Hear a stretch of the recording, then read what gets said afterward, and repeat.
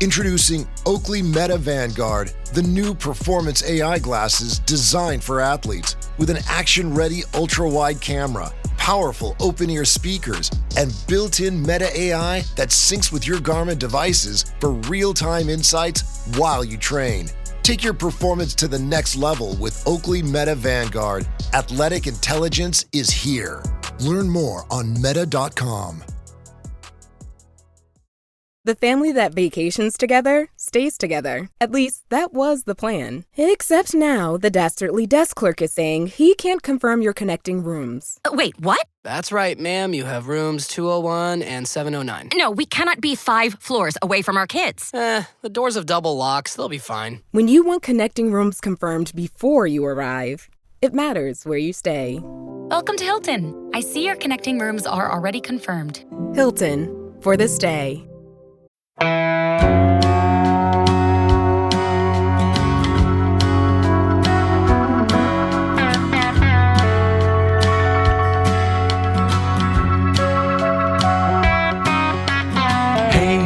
Hey, where you been? Buckeye Talk is about to begin. Hey, come on in.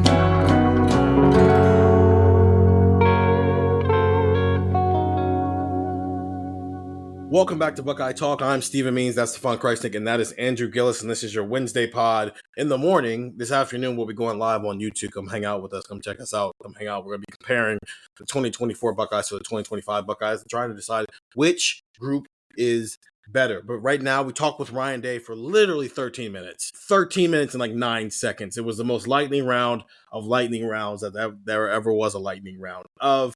I think we got like 4 or 5 questions in, but I think everything, Stefan, that was like pressing probably got hit. I know the one thing I think that didn't get asked is this was probably the best opportunity non-Michigan week to ask Ryan Day about Michigan, and you didn't get a chance to do that because, again, this was going very quickly. But I do think everything else in terms of things that matter in the immediate probably got asked, right? And it's probably centered around Tegra Shabola first with the is he or is he not still your starting right guard when you play football next Saturday? Yeah, and I think that's an important question to get answered because what's ahead. Can I actually start by talking about something that was said that wasn't Ryan Day saying it?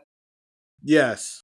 Stephen Means, when we did Stephen Means, he's the co-host of this podcast, and on YouTube we did a video that Andrew was part of as well, talking about guys that were riding the bus for kind of as a sidecar moving forward. You did Caden Curry, and you made fun of us for pointing out some talented players on Penn State's roster, and apparently me and Gillis think Penn State's good. He said Caden Curry, is one of the best defensive ends in the Big Ten this year, and we didn't expect that because the Big Ten is loaded with defensive line talent, and the first 2 guys you named were on Penn State's roster. I don't remember or recall this information. You guys can find it on YouTube. The video just no, they can't. I'm going to go delete the videos.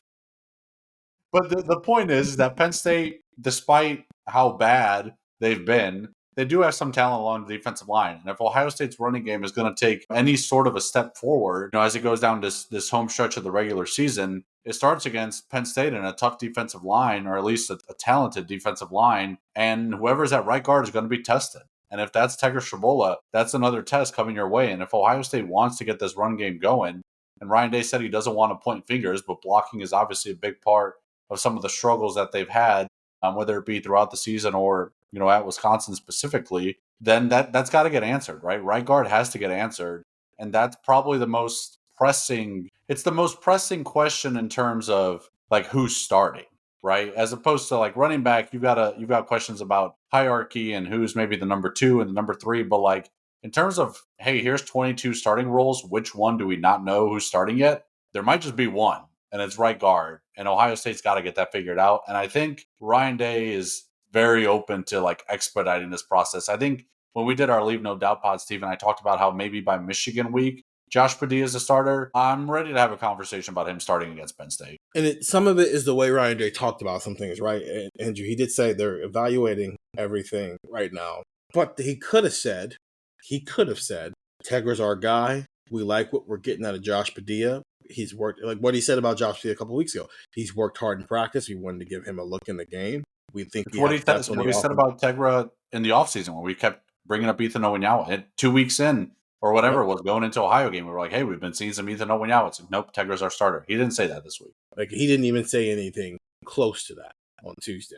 And so I guess my first question here is, I want us to mark it down.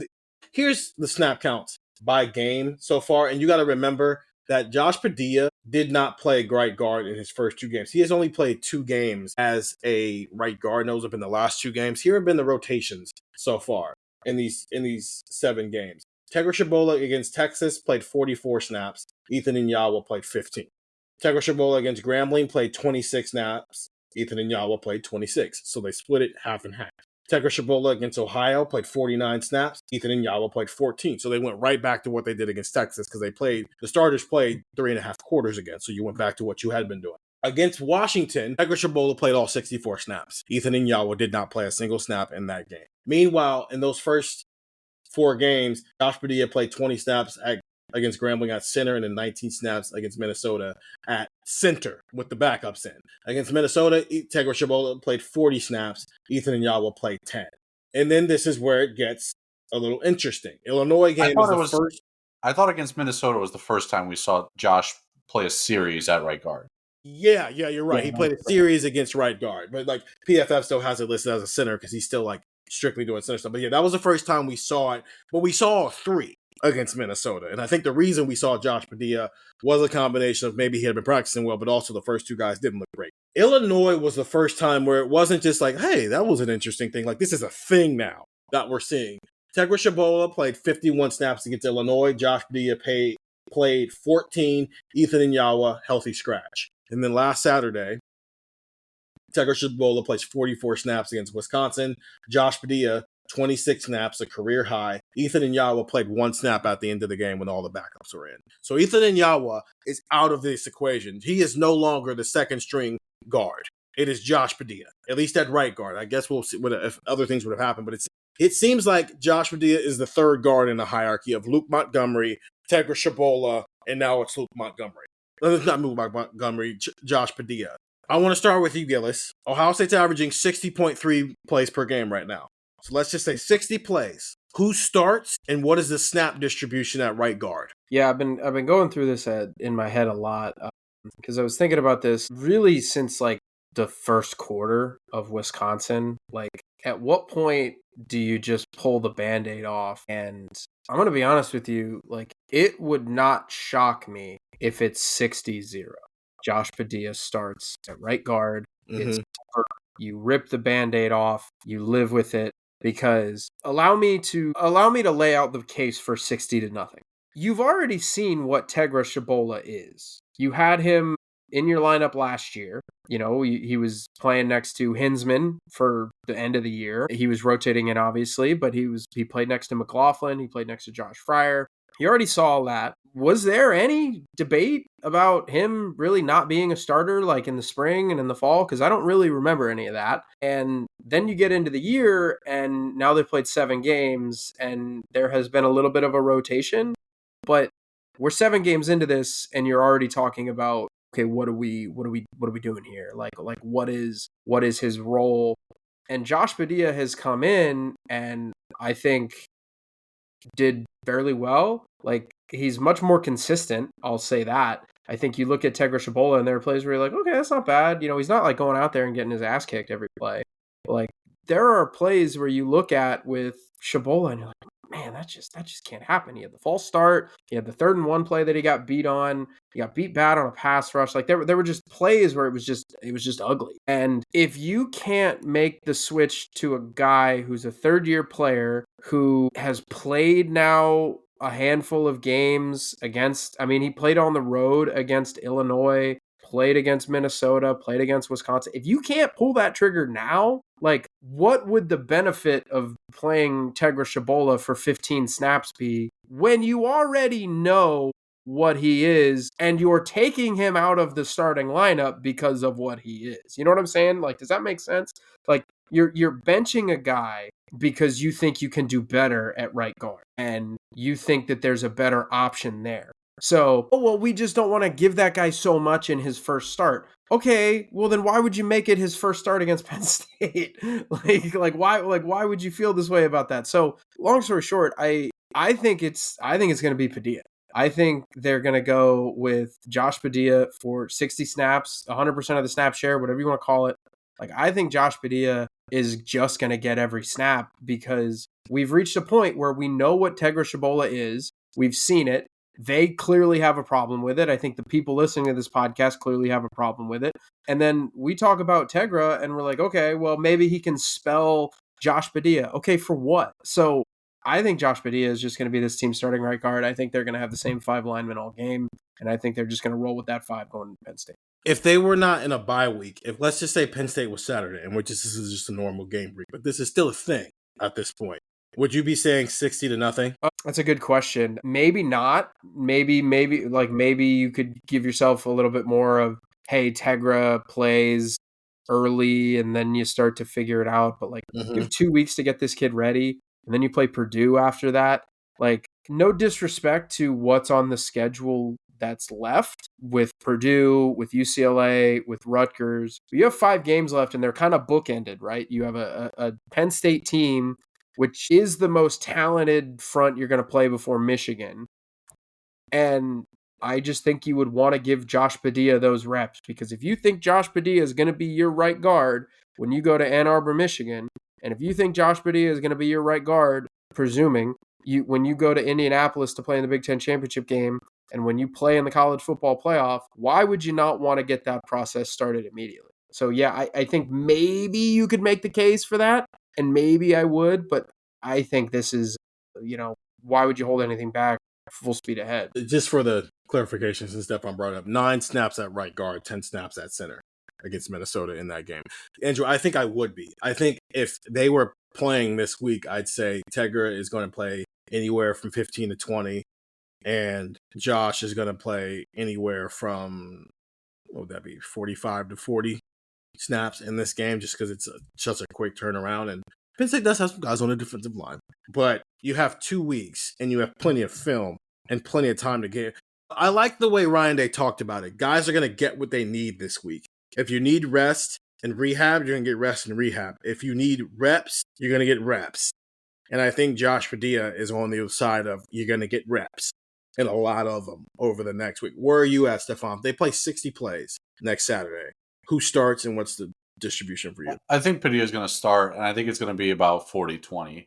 I'm curious if they're open to the idea of rotating right guard, because the PFF grades aren't great for what Shabola did in the playoff last year, but it felt like he was playing better in the playoff when it was, I'm looking at this, like against Notre Dame, he played 37 snaps, against Tennessee, 39. He was just over 40 against Oregon and Texas. It felt like that's maybe when he was at his best. I wonder if they're open to the idea of right guard being a rotation. So maybe they still want to keep Tegra in the mix there and having it be, 40-20, 30-30 early on. And if he looks good and Padilla looks good, they continue in that role. Whereas, if they're splitting it and Tegra just doesn't look good and Padilla looks good, maybe by Michigan, we see, 60-0. In terms of snap counts. So I think it's going to be 40-20, maybe even closer to 30-30 against Penn State. And maybe that remains the case against Purdue, UCLA, and Rutgers. And then by Michigan, I think we'll know, okay, what's the best solution at right guard? The guy's rotating, or Padilla just doing it on his own? Or if Padilla struggles,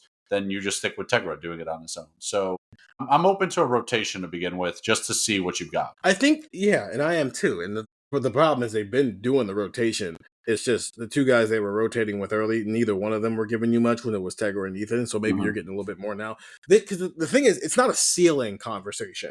This is a floor conversation. That's where you have to start and who has the higher floor. And I think coming into the season, Tegra had the highest floor. Regardless of we can make the cases for any of these 3 guys of who had the higher ceiling, but Tegra had the higher floor. Okay, week 2, Tegra had the higher floor. So far, through 7 games, Tegra's had the higher floor. Is that still true with what we've seen? Because the way the question was preferenced to Ryan Day from Austin Ward over at Let 'em Monroe and 10 TV, it was like, I know PFF grades aren't everything, and in fact, it's very little. And a couple of years ago, Tony Gerben asked Ryan Day how on par or is PFF in their grading system to yours. And it wasn't far off, but it's not completely right. It's not all the information, which is what we say here. Take everything with a grain of salt. Against Texas, 49.6.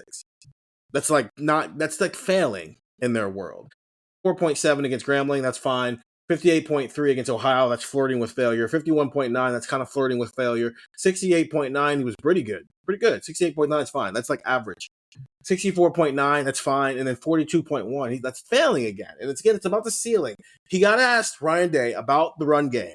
And it was like preferenced as, how do you get this fixed? Here is Ryan Day's full answer. I don't think it's about fixing it as much as there was some breakdowns in terms of technique in the game. I won't really get into pointing fingers, but we got to be more consistent in terms of identifying who we're going to, then using the technique to block them. There were some really good runs in the game, but then there was a stretch there in the third quarter where it was like 4 runs that went for nothing. On a couple of them, we didn't identify it right, but for the most part, it was technique. We abandoned our technique. That's really what it came down to. I don't think that there was an issue in terms of the running backs not reading the hole. You always want to see the running backs make 4 yards for the team and then make some guys miss and run physical through contact. Some of that did happen in the game when you watch the film, to be fair. We want to see it on every play. What we can't have is guys running free in the backfield, and that's what we had on a couple of times in the game. And that wasn't just one guy. But the guys will get the feedback on their grades and figure out where they need to be better. To me, it was more of a technique issue. Maybe it was a lack of focus in that moment, but either way, it's unacceptable. Day says it all the time, Andrew. Personnel, scheme, coaching. Ryan Day just told us this is about personnel. Guys losing focus. Guys not using technique correctly. There's a photo going around social media.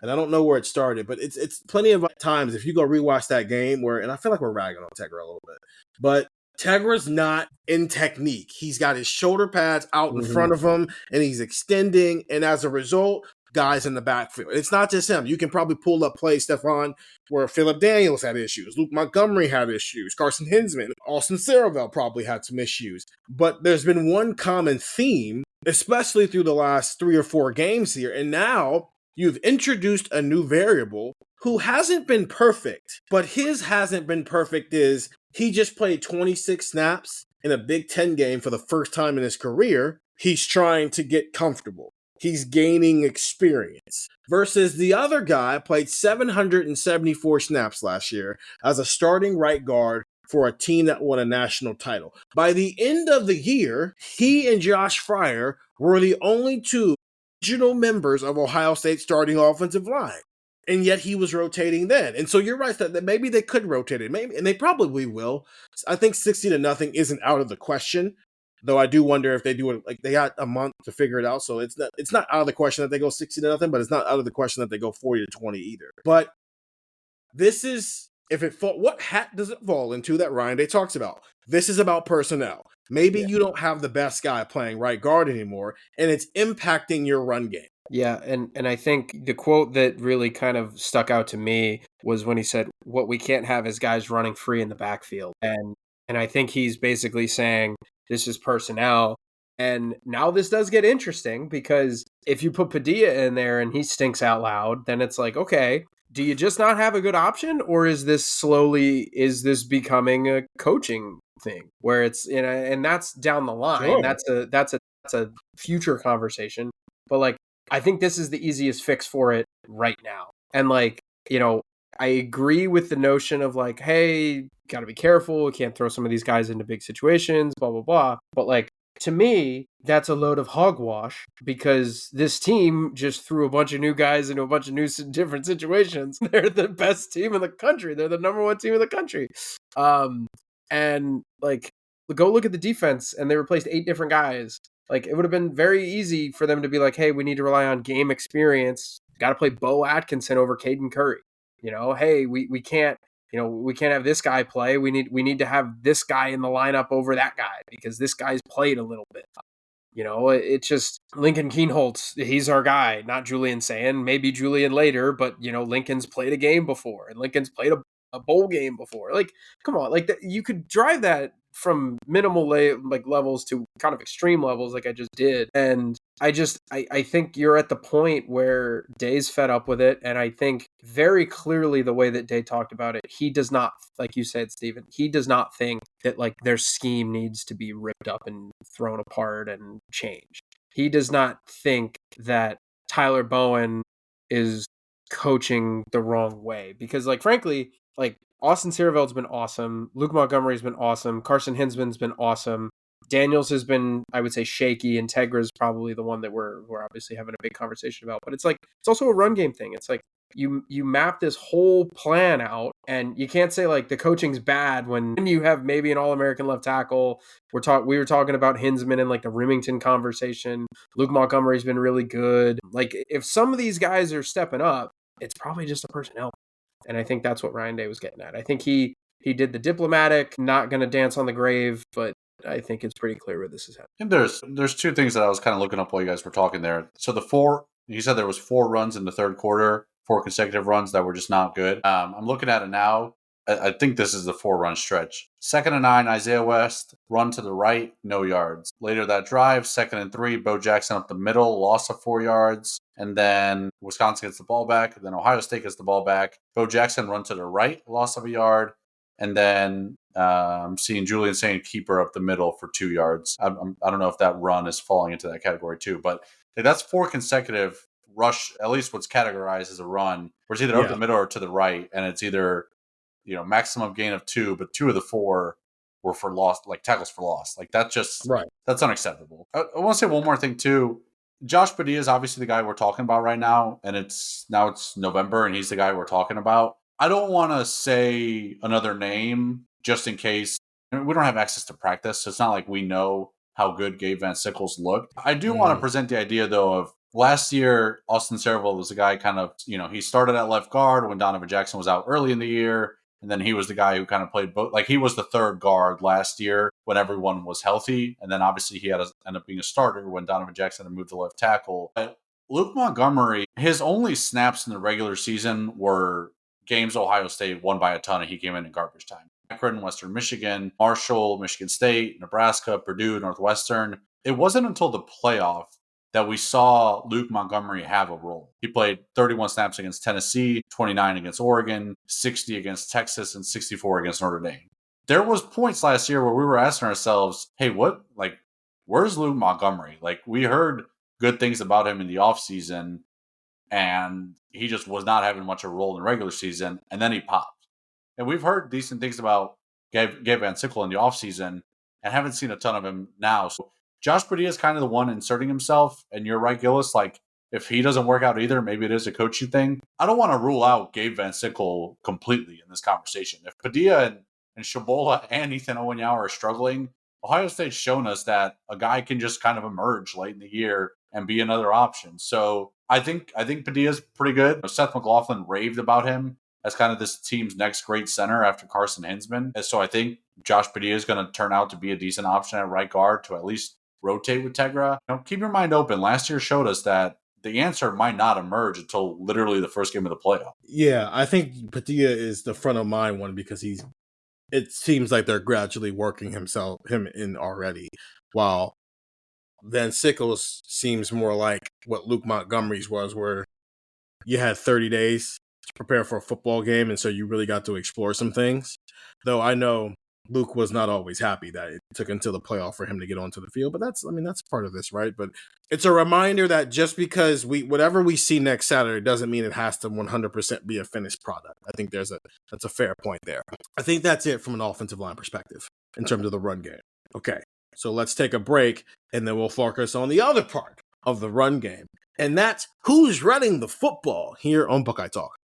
Wish you could become a morning person? You know the type, up before the sun, early morning runs, first one to the office with donuts and a smile. How do they do it? Easy. With the new Galaxy Watch 8, sleep tracking and personalized insights from Samsung Health help you improve so you can wake up to a whole new you. One who, dare I say it, skips the snooze?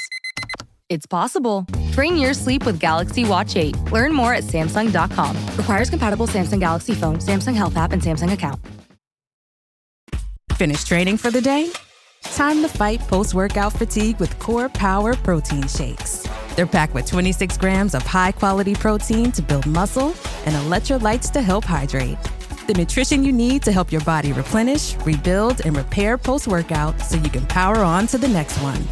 Champion your recovery with Core Power. Visit corepower.com to learn more.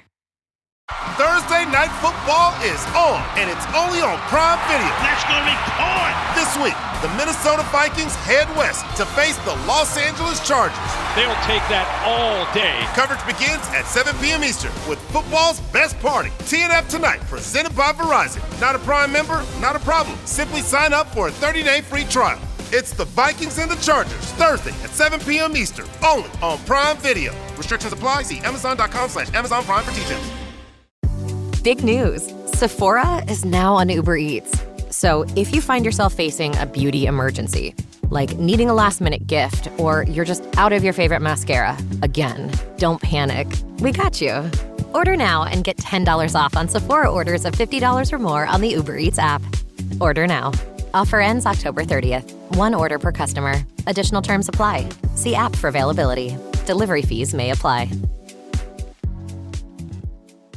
And we're back here on Buckeye Talk. Stephen Means, Stefan Krajisnik, and Andrew Gillis during Ohio State's second bye week. 7-0 heading into the second bye week. They'll return next Saturday to face Penn State. So there is not a running back hierarchy right now. And I feel like every time we start to see one maybe form, instead of one forming, a new name just gets added to the equation. So here's the running back breakdown in terms of carries so far this season and what they've done with those carries. I'll start there. We can discuss that and just evaluate these guys and what they've done so far, and then we can break down some other stuff Ryan Day talked about, because I'm the one that asked the question about it. Bo Jackson, 6 games, did not play against Texas, and understandably, you're not throwing 2 freshmen into that environment if you don't have to. 68 carries, 433 yards, at 6.4 yards per carry for 2 touchdowns. He also has 11 catches for 114 yards and a score. TJ Donaldson, who has played in all 7 games, 60 carries for 249 yards and 6 touchdowns, plus 8 catches for 56 yards and a touchdown this season. James Peoples, who has played in all 7 games, has 40 carries for 202 yards. It's 5.1 yards per carry. Has not scored yet and also has 6 catches for 32 yards. And now, all of a sudden, Isaiah West has gotten into the mix here. He has 21 carries for 104 yards and a score. No touchdowns so far this season. And then in terms of snap counts, Bo Jackson has played 143 snaps in 6 games. Isaiah West has played 29 snaps in 4 games. So he's gotten the ball in 21 of the 29 snaps he's been on the field. So they've been kind of force-feeding it to him. But also, he's in the game at the end.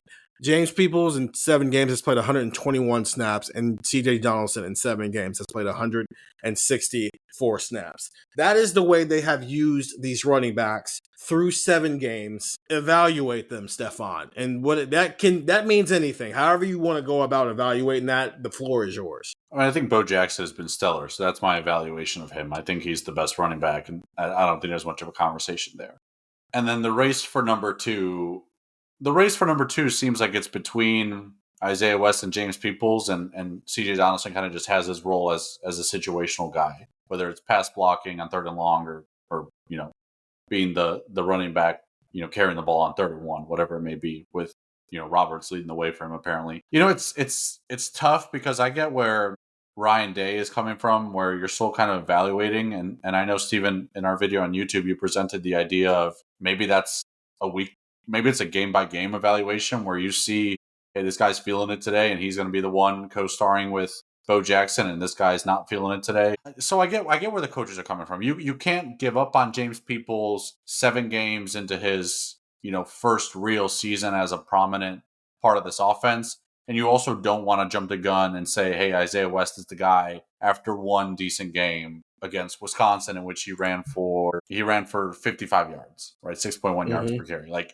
9 carries, 55 yards, pretty good day. 6.1 yards per carry, pretty good day. Okay, we can't just pretend like he's arrived now, right? Like I think that's fair too. If I were to project, I just see more kind of flashiness and pop in his game than James Peoples. That makes me that, like, if I were to predict who ends up being the second best running back down the stretch here, I would predict Isaiah West. But I understand as a coaching staff, you can't jump the gun one way or another and say this is how it's going to be. boom, Isaiah West has arrived. He's our number 2 running back. Boom, James Peoples stinks. He's no longer like a conversation of running back. So I get it. You got to continue evaluating. I think Bo and Isaiah are the best 2 guys, and CJ is their kind of situational back, which like, let's have another conversation there down the road where, I mean, if CJ is a situational guy, he's got to be better on 3rd and 1 for you. Like if he's going to be your short yards guy, he's got to be better at that. He hasn't been outstanding at it. So I get it. They're open to it. They're going to try some more things out. You can't give up on James Peoples yet. You can't jump the gun on Isaiah West, but it's just it's been uninspiring at times by CJ and James Peoples. And James getting 0 carries against Wisconsin makes me wonder if they don't want to jump to conclusions, but they're maybe starting to read the last chapter of the book. Do you agree with that assessment, Andrew? I don't even know what I just said. I have no idea what's going on with the running backs. Yeah, but is that okay? If that's true, if Andrew, I'm assuming you're about to say something similar to that regard. I don't know what's going on. Is us not knowing what's going on with the running backs a bad thing? Because it's not a good thing, but is it a bad thing, or is it just a thing? I think it's not a good thing. I think it's not good. It's not fine. Bad. I think so. Like I'm trying. It's like a C minus. If you like a C minus right now. It's not like it's a bad combination. Yeah, we just had this whole conversation about like how the offensive line, especially the right side, has not been great at run blocking, and you're pairing it with running backs who haven't necessarily been outstanding. And I know it hasn't been the best situation in front of them, but it's like you're pairing this, and it leaves you scratching your head. Like go back what I said. I don't want to give up on James Peoples yet because it's not fair to judge him when what's in front of him hasn't been great either. Yes, it's like what came. I struggle to like totally bash Tegra Shabul in the run game because I'm like, I don't know, man. Why can't CJ Donaldson break a tackle? But like, sure, but also, hey, CJ, how come you can't break a tackle when you just got the ball 2 seconds ago? And the reason why I think I have moved back as the person who asked the question of, is this the right time to start forming and establishing a firm hierarchy with the running backs? Here's Ryan Day's answer again. I think most of the guys are so young that I still don't think we're there yet. I think that each game they play, they're learning more and more. They're watching themselves on film. They're growing, so they've got to continue to get better. There's a lot to be learned about all of them. And when you watch them playing games and get more and more feedback, and that's it. It's their job to take the feedback from the coaches and try to get better. I've said it before, we're going to need them all. I think they all bring different things to the table, but I don't think we're in a position right now where we're going to make a hierarchy. I think they all need to learn how to play in different areas and get better and keep growing from there. I don't think we're there right now as much as I'd like to say we are, but we'll take this week by week. Well, no, we'll take this by a week to continue to allow them to get better and keep evaluating it on a week-to-week basis. And then you don't know. Maybe some guys start getting hot. That happens sometimes. They get into a rhythm of the game. There really weren't as many carries this past week because we were a little bit more in the RPO world. Some of the runs that were called ended up being throws. This is me talking now because Julian Sand likes to pull it and rip it, and I love it. So that plays into that. But you also saw early in the season, I think both James and CJ had over 10 carries in the first game. Each game is a little bit different, and we'll keep evaluating it. It is certainly a bright spot. But he also said it's certainly a bright spot to see Isaiah with some of the runs that he made. I thought he made guys miss and ran hard. To that point of how many games we've seen a running back have 10 or more carries. Here's CJ Donaldson. He had 19 against Texas. The only other games he's had more than 10 carries were against Illinois. He had 13. He also had 9 against Ohio and Washington. He also had 2 carries on Saturday. So we're talking about James Peoples not getting any. It's not like CJ Donaldson got a bunch. Bo Jackson's actually starting to get 10 carries. He had 17 carries against Washington, 13 carries against Minnesota, and he has had 10 the last 2 games. James Peoples had 10 carries against Texas, had 8 against Grambling, and had 7 against Ohio. The only game since then he's had more than 5 was against Minnesota with 7. And then Isaiah West, 8 carries against Grambling, 9 carries against Wisconsin. So they're all living in the same world. The reason why I am no longer like, after hearing the answer to both parts of what we're talking about, Andrew, is because it is an element of like what came first, the chicken or the egg. Is the run game not back because the running backs aren't reading the holes right and then they're not getting to the second level and being physical and making guys miss? Or is the run game bad because the offensive line is not executing, guys are in the backfield, and then they have to fight their way back to the line of scrimmage? And then by then we're like, hey, how come you didn't get to the second level? Because I have to fight my way to the line of scrimmage. That was the second level for me, dude. I can't do all the work And the way Ryan Day talked about those two things in unison, because the question orders, if I'm remembering this correctly, went, hey, Josh is going to start over Integra, right? Hey, you got a running back hierarchy, right? Hey, how do you fix your run game? The way he answered all three of those questions sounds like they think the problem is the offensive line and not the running backs. So sure, is there a point in this year where they probably can't play 4 running backs? Maybe, but like it's probably not. It's 3.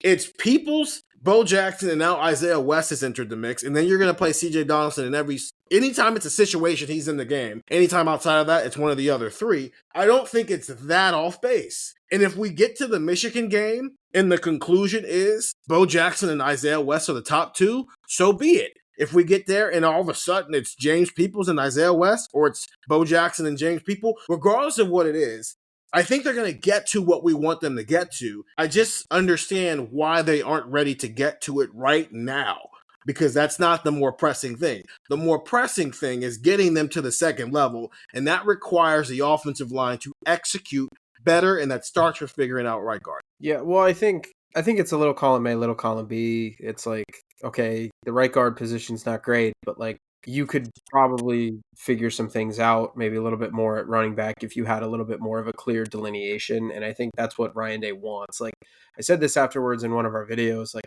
Ohio State has played slow this year. We've talked about how they've kept the pace down. They haven't really done a ton with Julian. They've kept things low key, blah, blah, blah, blah, blah. Like we've talked about that ad nauseum for the last month and a half, really. And okay, that's fine. That was the plan. I don't think the plan was to go into November and go, we're not sure.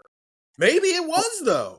But I really don't. Like I really think that they probably looked at that running game and went, okay, Turbo Rogers is not going to be a factor. Sam Dixon's probably not going to be a factor. West was hurt and he was kind of late arrival. That's not a factor. We're probably going to have James because they really liked and still do. Yeah, if you're saying in that room, and they thought it was probably going to be Peoples and Donaldson in that mix as a 1-2, and then Bo Jackson kind of takes last year's James Peoples role maybe a little bit further, where you have a little bit more and maybe you get a little bit more out of that position. But to me, it's pretty clear they wanted a 1-2 punch again with a third option as a viable option in that mix, and they just haven't gotten it yet. Like right now, they rank first in the country with 4.58 yards per carry. Like last year, they weren't, for as good as we talk about how good that running game was, they were under 5 at 4.99. So it's obviously like a half a yard better, or almost a half a yard better. They were 29th in the country. It wasn't like they were a top 3 running offense in the country. They also had a quarterback who was a part of the run equation. They did. They did have to be real with you, what's pulling that, what's actually pulling that down is Julian Sand is not Will Howard in terms of a runner. So he's averaging 0.9 yards per carry. And then because you said the number was 4.55? 4.58. Oh, 4.5. Okay. There's only one running back who's under that number right now. And it's C.J. Donaldson, ironic enough. The guy who's like the short yardage guy. I think we thought, as the media and the fans thought, Donaldson, Peoples are like Quinshawn Travion light. And then Bo Jackson is like a 10% more involved James Peoples. Except Carlos Loughlin for 9 months has been telling us he thinks James Peoples is the best running back. I tweeted that back in like February, like buy stock in Bo Jackson. He was telling us that Bo Jackson was the best one. Him not playing against Texas is because they limited how many true freshmen were on the field. They played Devin Sanchez and Jarquez Carter, and then Nate Roberts played 1 snap at fullback. I think the plan was to always have 3. The problem is one of the 3 hasn't always looked great, and I think that's more about the offensive line than him, though he's not helped himself at times. That's James Peoples. The other of the 3 is turned into, he's not like the short yardage, like we're going to give this guy the ball. If anyone's going to get it 20 times, it's him. He's turned into more of the situational guy. Bo is what people thought Bo was going to be, and that's awesome. Isaiah West is the one who's throwing a wrench in all this, because what did I say, Stefan, 2 weeks ago? Why the heck is Isaiah West getting snaps right now? He's not even supposed to be playing this year. Shut up, Steven. You know nothing. So I think the plan was to have 3, and they found 4. Well, I guess my question then to you would be like, oh my God, they found 4. It's hidden money. It's like you find $20 in your winter coat when you put it on for the first time. It's like, I don't think that's that. I'll put it like this. Do you think they have 4 because, oh my God, we've got 4 incredible, amazing running backs that are just unbelievably good? Or is it 4 because none of these running backs have been consistent enough to give them a true number 1/number 2 workload? Because I think it's that one. I think it's we have not gotten what we want out of the running back position. But that goes back to why I asked, like, is this like a bad thing? I don't think it's a bad thing. I think this, again, it goes back to the right guard. That's because you think anytime they play more than one person at the position, it's a bad thing. No, not true. I think, but no, in all seriousness, I think it is, how can I put this? It goes back, it's not about ceiling. Ceilings are tiebreakers. Ceilings don't get you on the field. They get you on the field over somebody else when the floor is the same. The floor, like, you can't be out there making mistakes. You can't be out there, as he said, you got to get, if the player's blocked for 4, you got to at least get the 4.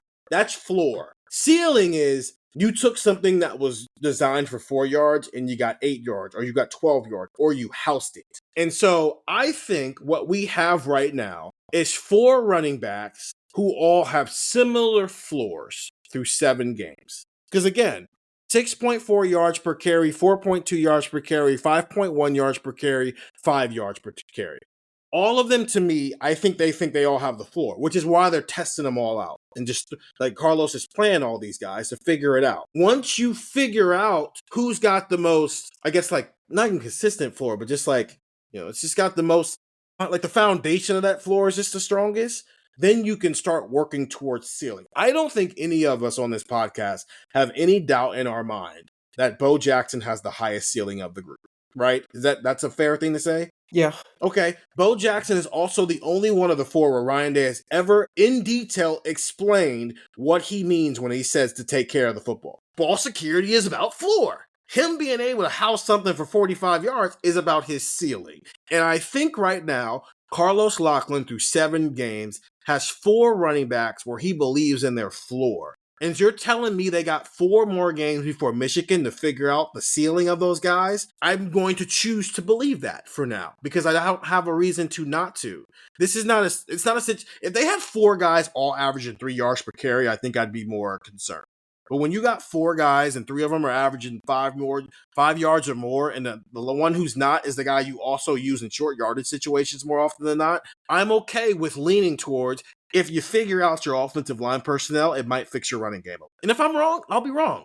But I didn't think they ran the ball terribly on Saturday. I think they executed the run game terribly, and that's an offensive line conversation. Yeah, it was a little surprising to hear the way Ryan Day spoke about the run game, because I thought it looked pretty decent against Wisconsin, but it's clear that he felt like maybe the running backs were finally making some plays, even though the offensive line wasn't terrific. So, like, him talking about the running game struggling felt like it wasn't a lot about the running backs this time. And I guess we'll see, right? If they, because all it takes is they fix the offensive line. Let's just say the offensive line, who I think executed at like a 2 out of 10 against Wisconsin. Let's just say they make the switch. Padilla goes in there, Tegra Shabola comes out, and it's whether it's 60-0 or it's 40-20 or it's 30-30, whatever it is. They spend 2 weeks figuring out how they want to run the ball, what their run game looks like, and then they execute it to a T against Penn State. All right, if guys are not getting to the second level and making something shake, I'll be right back on this podcast on the postgame going, you know what? These running backs aren't good enough. But it sounds like Day is saying our running backs are good enough and we have a stable of them. They're not getting a chance to show it because they're spending all their time fighting to get back to ground zero. So let's see what happens. And may the best guy win. Well, I guess the second best guy. We know who the best guy is. May the second best guy join the best guy against Michigan. Yeah, you hit it right there. Figure it out before Michigan. Yeah. I think this is a scary thing to say, but all of us on the beat have kind of said this the last few weeks. This Michigan team, you can run against them more than like previous Michigan teams. I worry that Ohio State's going to try to do that before its run game is entirely figured out. So yes, if Ohio State can figure out its run game, I'll feel a little bit better about the game at the end of November. If you feel like you can be explosive in the run game, fine. But I would also like to see the balance you had on Saturday with how you approach that Michigan game. If the run game's not clicking by the end of that Rutgers game, listen, Wisconsin game plan. And even then, I might still say Wisconsin game plan. Yeah. No, throw the ball. Yes. Did anything else? Was it? I think it was Herbstreit and Galloway had Ryan Day on, and they were like, "How nice is it to just be able to throw it to number 4 and 17 whenever you want?" And Day was like, "Well, it's not just that. You got to do this. You got to do that. Blah blah blah." And I'm sitting there being like, "Man, just throw it to 4 and 17." The run game, you got to run the ball. Yeah.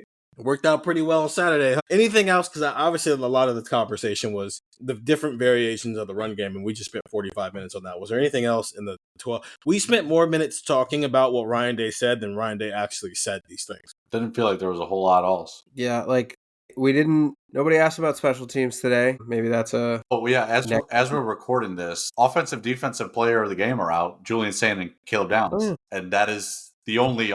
We've only gotten offensive and defensive player of the game, so I cannot imagine Ryan Day was too happy with the special teams at Wisconsin. Yeah, that's not ideal. Fix it, man.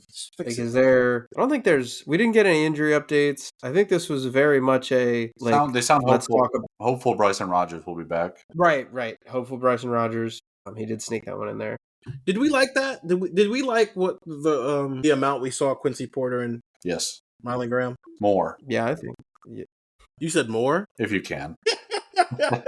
If you can fit it into your schedule, I'd like to see Quincy Porter for 13 snaps again. Yeah. Carnell Tate 49 snaps. JJ played 57 snaps. Quincy Porter had 13 snaps. And Mylan Graham played 18 snaps. One of these plays with Mylan is going to pop for a Mylan Graham touchdown. And I wish we could fast forward to like when it is. Because I thought maybe it was going to be against Wisconsin. Maybe they give a little tip of the cap to Chip Kelly to do it against Penn State. They're definitely gonna put all 3 of the backups in the game against Penn State again just to flex it. I feel like Mylan Graham has become the media darling of the beat. He's Mini Garrett. He is Mini Garrett. Everyone feels bad for Garrett, but like no one can really say it because Garrett's quarterback is also from here. But everyone feels bad. Did you see what Woody Johnson said, by the way, about former Ohio State quarterback Justin Fields? My goodness, he was you signed the guy. Like you signed him. They could have drafted Jackson Dart, but the other team in New York did. But like it's your money. It's your money. Yeah, don't sit there and be like, well, Aaron Glenn doesn't have a quarterback. Okay, well, you gave him Justin Fields and Tyrod Taylor. Yeah. He said, quote, "If we could just complete a pass, it would look good." And then later, "It's hard when you have a quarterback with the rating that we've got. If you look at any head coach with a quarterback like that, you're going to see similar results across the league." So he's kind of trashing Justin Fields right now. And look, Justin Fields has not been very good, but that's not besides the point. What I was going to say about Mylan Graham was I think on the Ohio State beat, like whenever there's the quarterback, like the backup quarterback is always the most popular and the best player on any football team. Except like when the quarterback is struggling. I mean, it's happened in the past. Like I can't imagine.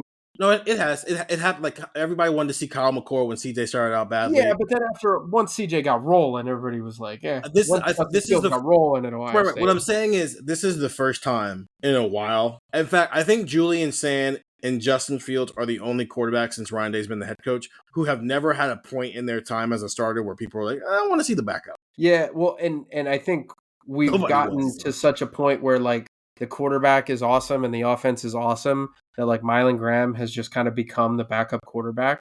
Like the idea of Mylan Graham is like, well, let's see that, because I think people want more out of the slot receiver position. Whether that's a whole other conversation, but I think people would like to see the slot receiver involved more in some way, whether that's a personnel change, whether that's a scheme change, whether that's a coaching change, or whether that's an execution change. I don't know, but I think Mylan Graham has just kind of taken that place of just like, what if we put him in the game? And it's a little. I get it. We want to see something that we're used to seeing. So Julian Sand has thrown it 195 times. Again. Also, Mylan Graham doesn't play in the slot. So there's that. He's averaging 27.9 throws per game. So let's just say he throws it 28 times per game. You first, Stefan. Break down the touches. 28 throws. Break down your targets. 12 for JJ. This is against Penn State, you said? I'm just saying on an average day, if Julian Sand's going to throw it an average of 28 times a game, break down the targets. 12 for JJ, 8 for Carnell. That's 20. You're down to 8 already, man. Yeah. 4 for Max Clare, that's 24. 3 for Brandon Innes, 27, and 1 for Will Kessler. All right.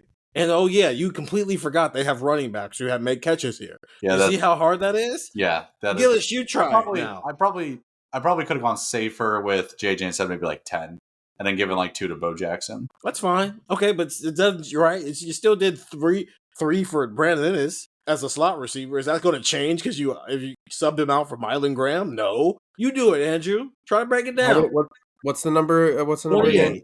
28. 10 JJ. Okay. 8 Carnell. 10 left. 17 to the tight ends. That's the way you work. 4 to Max Clare. 4 to the slot, Brandon Innes. Okay. 4 Mylan Graham. And 2 to the running back. 2 Again. to Bo Jackson. So Will Kazmarek. 10, 8, 4, 4, 2. So Will Kazmarek gets no targets in your offense. No, thank you. Okay. Nothing wrong with that. Wow. But again, put your head down and block. That was harsh. That was kind of mean. Could have just said said maybe if I could fit it in my schedule. Yeah, man. You said no, thank you. Will Kazmarek, and he said no, thank you in a world. If I have time, yeah. He said no, thank you in a world where Will Kazmarek has played significantly more snaps than Brandon Innes and also has more touchdowns than him this year. But it's fine. Again, Mylan Graham does not play slot receiver. Though, I said this to Stefan, I'm wondering if Bryson Rodgers' absence has opened the door for him to have been getting more reps in practice. But also, it just might have just meant more reps for Max Clare doing slot receiver stuff, or Phillip Bell, who's been with the twos and warmups as slot receiver. So it's just, I get it. He's mini Garrett, and Garrett spent a year in the slot, but that was his second year. And nobody loves Garrett Wilson as much as I do on this beat. I understand. By the way, Steven, I think we looked this up at Wisconsin. Bryson Rodgers, it's not a redshirt situation, right? We determined that he already used his redshirt, right? Yeah, he already used his redshirt. So him being sidelined, there would be no point in redshirting him, essentially. You can't. No, he's just injured. That's all it is. But I get it, man. People like the new shiny thing that's not playing football. I get it. But there's more to being a slot receiver than just catching the ball, especially when your outside receivers are Greek gods. 614-350-3315. It's a 2-week free trial, $3.99 after that. That'll wrap up this pod.